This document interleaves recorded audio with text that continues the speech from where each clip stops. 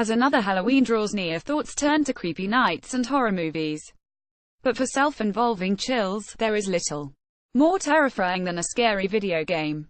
That you are in control of horror heroes and hapless victims alike is gaming's greatest strength, hiding behind the controller and daring not to move as that grotesque weary comes looming on our position.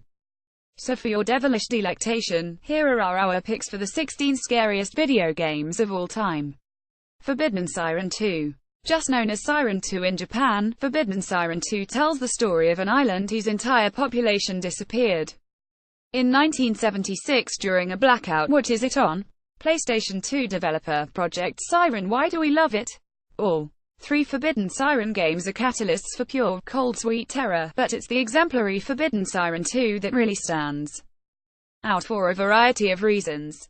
From the creeping menace of Ichiko Yagura to the very mechanic of being able to sightjack enemies and see through their eyes, Siren's horror is one of oppression and menace.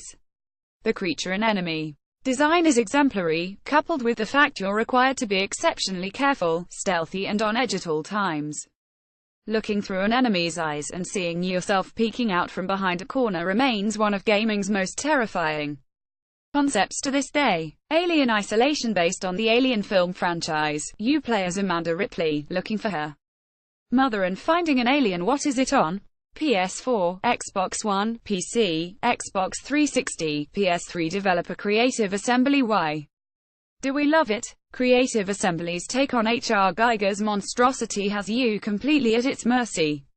The single xenomorph stomps around the corridors of an abandoned space station, scuttling through the vents. You are fragile and unarmed, sidling alongside bulkheads and cowering under medical gurneys, knowing one wrong move could see an alien tail punching through your chest. It is ferociously intense and the rest of the game is creepy too. The space station moans and groans, while crazed, malfunctioning androids stalk its rooms. Wholly terrifying. Alien Isolation. Where to buy Silent Hill 2? Silent Hill 2 is the spookiest Silent Hill game. Don't question it. What is it on? PC, Xbox 360, PS3, PS2, Xbox. Developer Konami. Why do we love it? So while we'll never see Silent Hills, we are left with a classically terrifying series. All of them are unsettling in their own way, but 2 remains the best and most disturbing. Right from the beginning. When James Sunderland walks, shrouded in fog, to the abandoned town, a sense of unease burrows into your head. The screeching sword and imposing physical presence of Pyramid Head remains one of gaming's most frightening attack on the senses, while the gut-wrenching revelation at the end will stay with you for a long time. FEAR. Similarly, FEAR is the scariest FEAR game, but few would argue with us on that.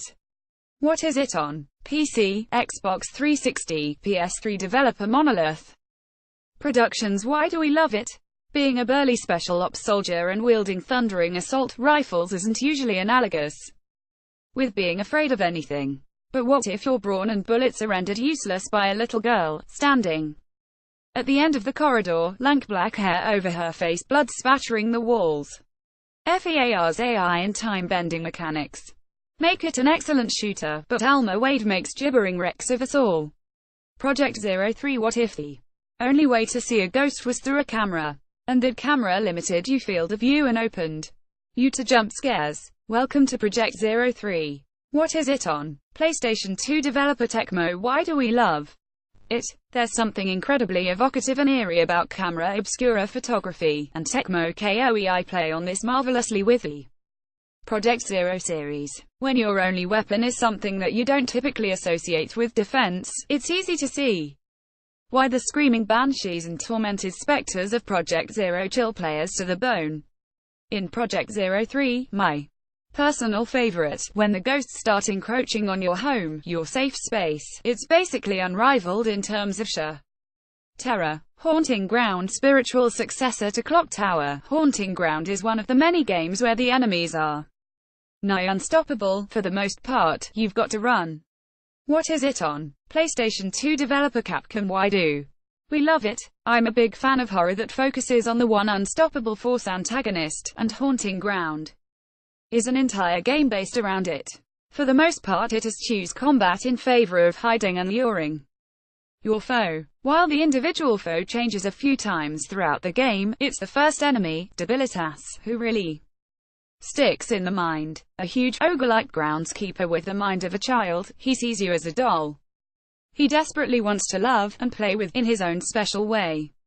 Hiding from this hulking brute is terrifying enough, but knowing that deep down his motivations are innocent makes it even more tragic and chilling. Resident Evil not films. They don't count. What is it on? PlayStation 4, Xbox One, PC, Xbox 360, PlayStation 3, Wii, GameCube, PlayStation. Developer Capcom. Why do we love it? As a series, Resident Evil is squirming with terrifying moments. The heart-stopping liquor revealed during a trek through a decimated police station in Resident Evil 2, the thunderous pursuit from Nemesis in 3. Even 4, remembered more for its advancements as an action game, is frightening from the outset. The bonfire in the village, regenerators, Dr. Salvador, Ovenman, terrors under the lake. But it is worth going back to where it all began. The first game's tense journey through the Twisted Spencer is thoroughly atmospheric. Shambling zombies shedding bullets combine with your own limitations to make every encounter a threat. That's before you consider giant snakes in the basement, a murderous murder of crows and slathering Dobermans smashing through windows.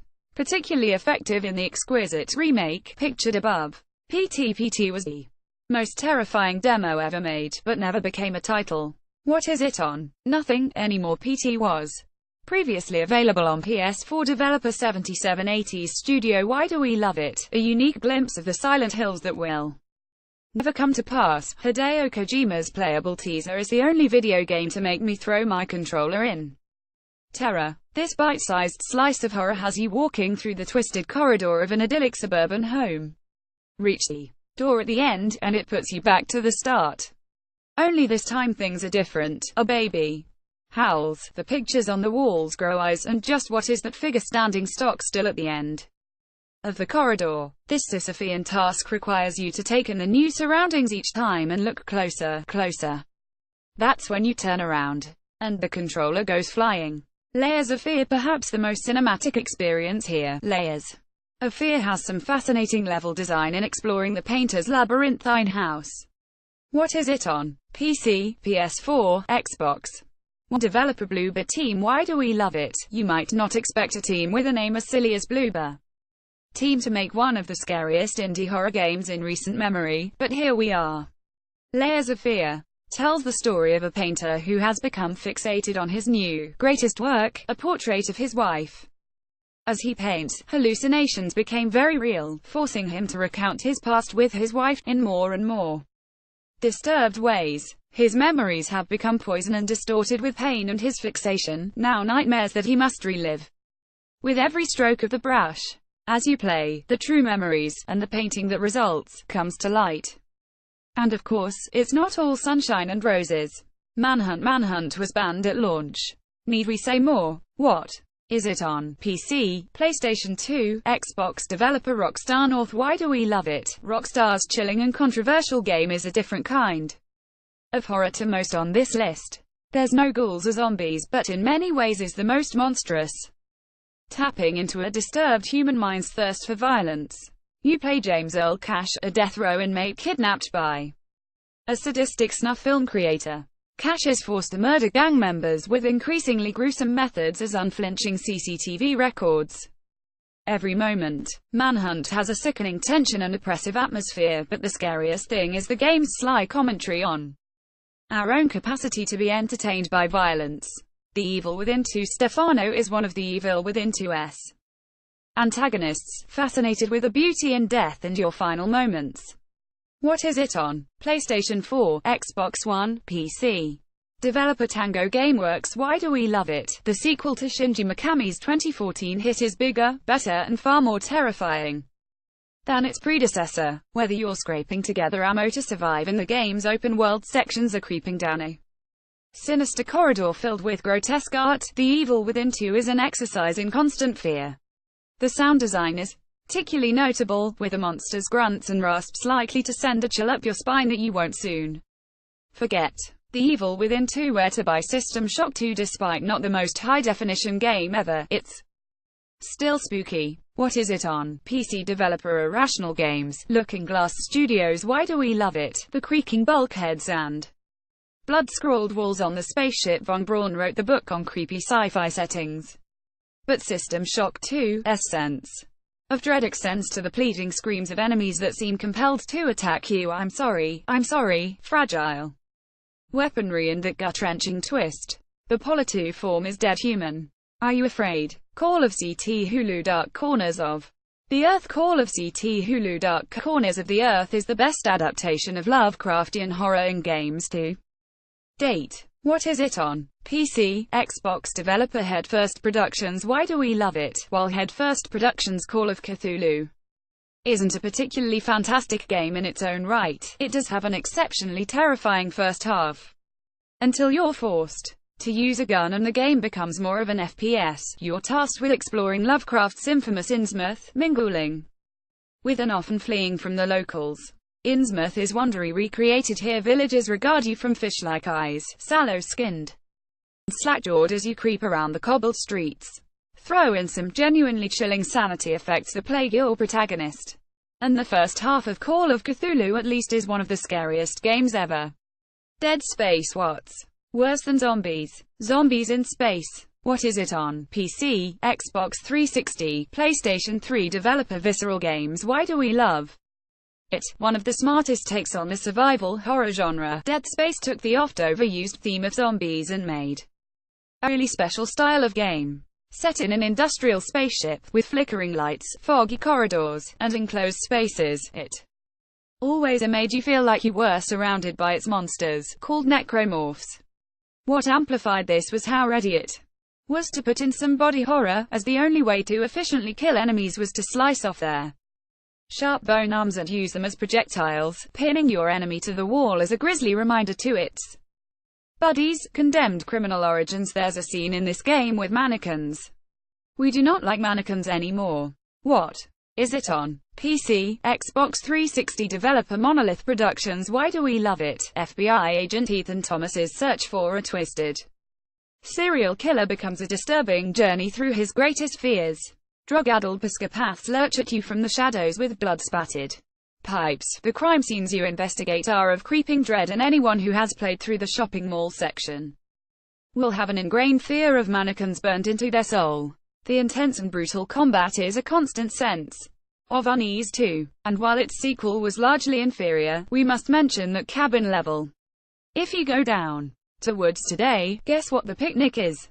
Amnesia: The Dark Descent, the kind of horror where you're a weak and frail, has been popular in recent years, and Amnesia: The Dark Descent is a main reason why, popularizing it for the 2010 audience. What is it on? PlayStation 4, PC developer Frictional Games. Why do we love it? Amnesia's mise-en-scene of one man, Daniel, exploring a gothic castle with no memory of how he got there might be familiar horror Hakam, but Frictional's psychological chiller worms into your brain and frays the nerves.